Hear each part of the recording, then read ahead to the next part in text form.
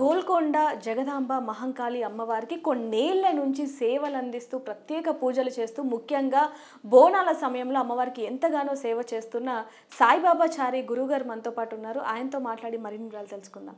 ఎందుకంటే కొన్నేళ్ల నుంచి కూడా అమ్మవారికి సేవలు అందిస్తున్నారు. ముఖ్యంగా అమ్మవారి చరిత్ర ఏంటి, అసలు స్వయంభూ వెలిశారు అంటూ కూడా కొన్ని కథనాలు ఉన్నాయి కాబట్టి ఆ కథనాలన్నీ కూడా తెలుసుకునే ప్రయత్నం చేద్దాం. నమస్కారం అండి, ఎలా ఉన్నారు? అంటే అమ్మవారి చరిత్ర మీకు తెలిసినంతగా చాలా మటుకు ఎవరికి తెలియదు అని చెప్పొచ్చు.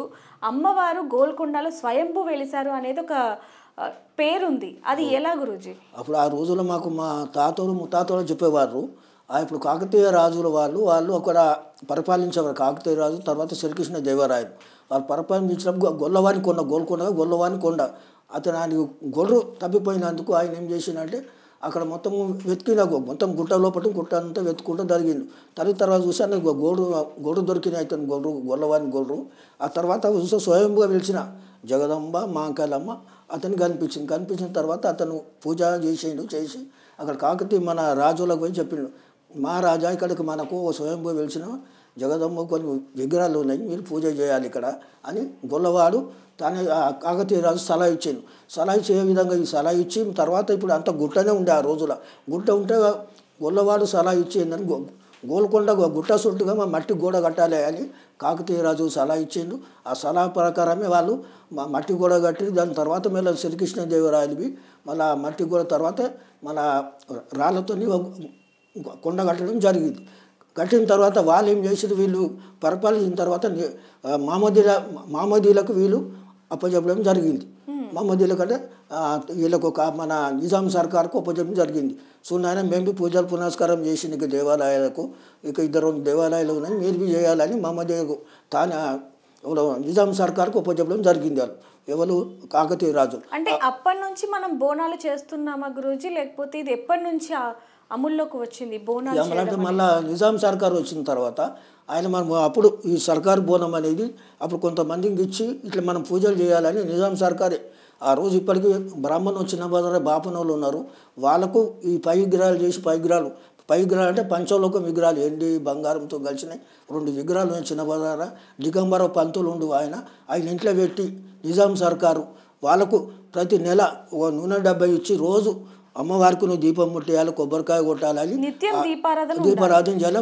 బ్రాహ్మణ దిగంబరావు సార్కి ఇచ్చేవాడు. మేము చిన్న ఉన్నప్పుడు మేము వాళ్ళ ఇంటికి పోయేవారు, నేను మా నాయన పంపబడి వాళ్ళు ప్రతిరోజు పూజ చేస్తుంది. ఈ ఆషాఢ మాసం అమాసాయం తెల్లారి అప్పుడు ఇక్కడ సర్కారు బోనం అంటే ఒకటి సర్కార్ అంటే రాజుతో సమానం. ఇప్పుడు సర్కారు బోనం అంటాం, అట్లా సర్కారు బోనానికి అప్పుడు 250 రూపాయలు ఇచ్చి మీరు ఒక పెద్ద మనుషులకు కంటే పట్టలమ్మ చేస్తూ వాళ్ళకి ఇంట్లోకి ఇచ్చి మీరు 28 కులవృత్తులతో మేము అక్కడ 2 సర్కారు బోనం తీసుకొని ఇక్కడ గోల్కొండ కోటకు వస్తుంటే వచ్చి గోల్కొండ చౌరస్గాడు కమాన్లకు ఉంది. ఆ 2 బోనాలు ఆడబెట్టి 28 కులవృత్తుల వాళ్ళం. మళ్ళీ చిన్న బజార్ పోతే దిగంబరావు పంతులు ఉండే వాళ్ళ ఇంట్లో పై విగ్రహాలు ఉంటుండే.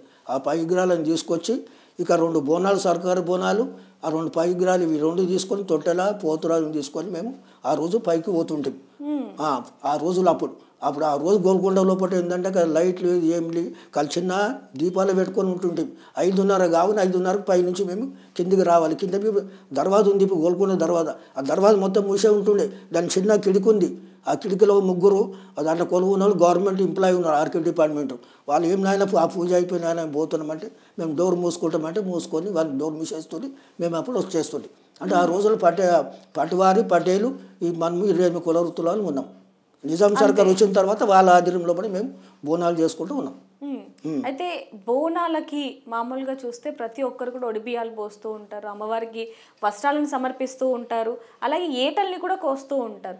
మరి ఏటల్ని కోయడం అనేది ఎప్పటి నుంచి మొదలైంది ఇక్కడ? అంటే కొన్ని ఇప్పుడు ఈ దేవతలకు అనేది మన సంతోషం కోసానికి మేకలను కోస్తారు, కొన్ని కోళ్ళను కోస్తారు, అప్పుడు కోళ్ళని కోస్తారు. కానీ తర్వాత ఇప్పుడు రాను మేకలను కోస్తారు.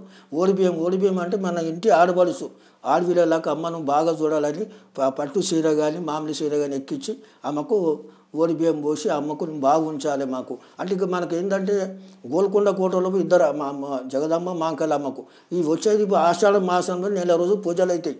ఆషాఢ మాసంలో మనకి ఎందుకంటే ఈ రోజులు వర్షాలు పడి చల్లదనం ఉంటుంది. ఈ బోనాలు మనం చేస్తుంటాం. మరి బోనం ప్రత్యేకత ఏంటండి? ఎందుకంటే అందులో మనం అన్నం పెరుగు బెల్లాన్ని వేస్తూ ఉంటారు, పైన దీపం పెడుతూ ఉంటారు. అసలు బోనానికి ఉన్న ప్రత్యేకత ఏంటి?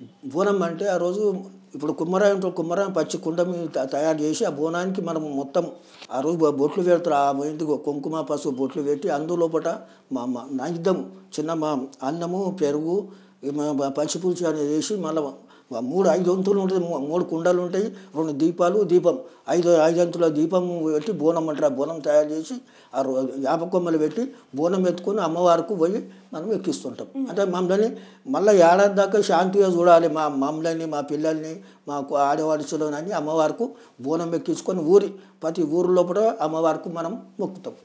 అంటే మీరు ఇన్నేళ్ల నుంచి కూడా అమ్మవారికి సేవను అందిస్తున్నారు కదా, అమ్మవారు ఏ రోజైనా మీకు కనిపించారా? కాలం వచ్చి మేము మా కాలం గుడి అమ్మవారి మా కాలం గుడి అప్పుడు మా చిన్నాయన కూకుంటే బ్రహ్మ అంటే మా తాత చేసిన భవాన్ని పూజారిగా మా కాలం గుడిలో మా తాత భవాన్ని చేసినాక బాగాచారి చేసిన పూజారి బాగా అయిన తర్వాత బ్రహ్మయ్య చేసిండు.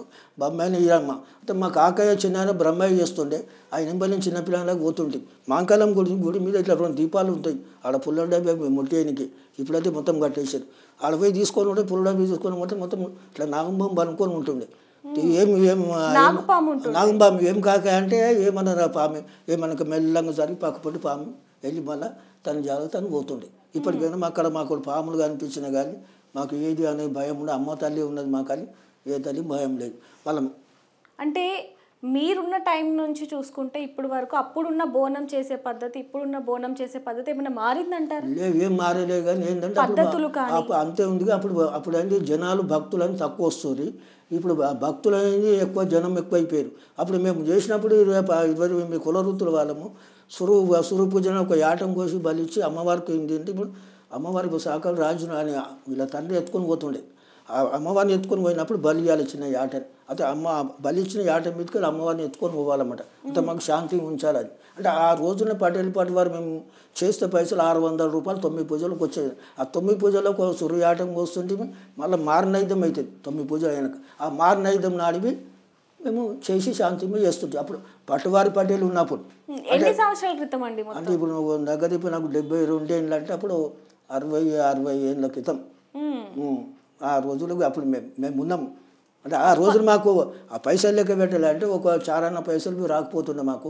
బుడపైసలు అన్నీ అన్నీ సాప మీద లెక్క పెడుతుంది. ఆ లెక్క పెడితే ఎన్ని అయితే రోజు కంటే 10 రూపాయలు 20 రూపాయలు అంతకన్నా ఎక్కువ రాకపోతుండే. 100 రూపాయలకి రాకపోతుండే ఆ రోజు. 5:30 మంది దిగిపోతుంది. అంటే అప్పుడు గోల్కొండ బోనాలు చేయడానికి తక్కువ బడ్జెట్లో అయిపోయింది. మరి ఇప్పుడేమో ఇన్ని లక్షలు కావాల్సి వస్తుంది, ఎలా అనిపిస్తుంది?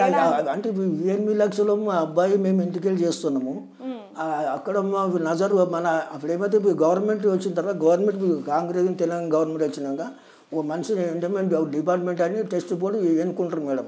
ఆ టెస్ట్ బోర్డులో 5 మంది మెంబర్లు వాళ్ళు ఉంటారు. వాళ్ళకు గవర్నమెంట్కి వెళ్ళి ఎండోమెంట్కి వెళ్ళి 10 లక్షల రూపాయలు గోల్కొండ కూడా ఇస్తారు వాళ్ళు. అందులో కూడా వాళ్ళకు లంగ రోజు నుంచి తొట్టెల పోతురాజులో వాళ్ళు గవర్నమెంట్ వాళ్ళకు ఒక 3 లక్షల రూపాయలు వాళ్ళకి ఇస్తారు. అంటే వాళ్ళకు అవి మళ్ళీ ప్రకాశమైన లైట్లు ఉంది. 2 కమాన్లు చేస్తారు లంగ రోజులో గోల్కొండలో. ఒక రోజుకు ఒక కమాన్కు 10 20 రోజు 20 ఆయనకి మనకు తక్కువ తీసుకుంటారు. 2,50,000 తీసుకుంటారు. ఇంకా లైట్ల గిట్ట కలిసి మన 14-15 లక్షల రూపాయలు మనకు ఖర్చు వస్తుంది. అయినా గవర్నమెంట్ ఇచ్చేది 10 లక్షలు వారు గవర్నమెంట్. ఇదైతే మేము బంగారు బోనం చేసిన ఇది మా సొంతం. నేను మా కుటుంబాలకు వచ్చినందుకు నేను మా శ్రీకాంత్ మా సుదేశ్ శివాన్ మా పిల్లల్ని చేసుకుని ఇందులో ఒక పైసలు ఇచ్చేది అడిగినాం చాలాసార్లు. గవర్నమెంట్ అయ్యా మేము తైపలు పడుతాం 1 లక్ష రూపాయలు ఇవ్వమనంటే నేను ఒక్క పైస ఇవ్వలే మాకు ఇప్పటిదాకా ఇవ్వాలి. అడిగి కామేశ్వరం మన సొంతం అయినాక చేద్దామని మా కొడుకు చెప్పిన. అయినంత మటుకు మా అమ్మది ఎల్లకాలం మా ఇంబడి ఉన్నది. మేము రాత్రి ఇక్కడ పోయినా నేను కొలువు డ్యూటీ పోయినా కానీ అమ్మ నువ్వు అనుకుంటే రాత్రి నువ్వు లేవరని చెప్తుంది ఆమె. అంత మాకు భక్తి అమ్మ మీద ఉంది. దాదాపుగా ఒక 60 నుంచి 70 ఏళ్ల నుంచి మీరు అమ్మవారి సేవలో ఉన్నారు. మరి ఎలా అనిపిస్తుంది? మాకు చాలా సంతోషంగా మాకు పూర్వీకులు చేసుకున్న ఒక పుణ్యం అనుకుంటా. నేను మా తాతలు వాళ్ళు చేసేది ఇప్పుడు నేను చేస్తున్నా. నా తరం తర్వాత ముగ్గురు పిల్లలు శ్రీకాంత్ శివ సురేష్ వాళ్ళు చేస్తారని నేను మా పిల్లలకు చూపిస్తున్నా. సో నాయన మా తాతలు ఇట్లా చేసారు, రేపు పొద్దుగల భవిష్యత్తుకు మీరు ఇట్లా చేయాలి ముంగట. ఇప్పుడు వీడికెళ్ళి మేము ఇదే అప్పుడు మా నాయన మేము చిన్న ఫోటో పట్టుకొని 4 దప్పులు వస్తుంది తమ్మలబాయి తీసుకొని అది పోతుంటాం నజర్ వాడికెళ్ళి. ఈ ఆడికెళ్ళి మెల్లమెల్లంగా రాంగ ఒక 5 మంది పోతురాలు 10 మంది పోతురాలు పెట్టుకుంటే చేసుకుంటూ పోతుకుంటే ఇప్పుడు వైభవంగా 15 ఏళ్ళు నచ్చింది మేము బాగానే చేసుకుంటూ పోతున్నాం. సొంతం డబ్బు నుంచి గవర్నమెంట్కి ఏం లేకున్నా కానీ ఇక్కడ మాకు మా ముస్లిం సోదరులు అన్నదమ్ములకు మా ఇంబడి ఉంటారు. మాకు ఇక్కడ పీస్ అండ్ కమిటీ వాళ్ళు మా సోదరులు పోలీస్ డిపార్ట్మెంట్ పర్మిషన్ తీసుకుంటాం. వాళ్ళు అంటారు ఇక్కడ ఉన్న వాళ్ళు ఎప్పుడు మీ పండుగ ఎప్పుడు బోనాల పండుగ ఎప్పుడైనా మమ్మల్ని అడుగుతారు. ఇప్పటికీ చెప్తాం మనం మీకు చెప్తాం అంటే వాళ్ళకు మాకన్నా ఎక్కువ మా ముస్లిం వాళ్ళ సోదరులకు అంత సంతోషంగా ఉంది వాళ్ళు. అమ్మవారి అనుగ్రహం మీకు ఎప్పుడు ఉండాలి, ఇలాగే మీ సేవని ఇంకా అందించాలని మేము కోరుకుంటున్నాం. థ్యాంక్ యూ అండి. నమస్తే. For more videos like this, subscribe Big TV channel.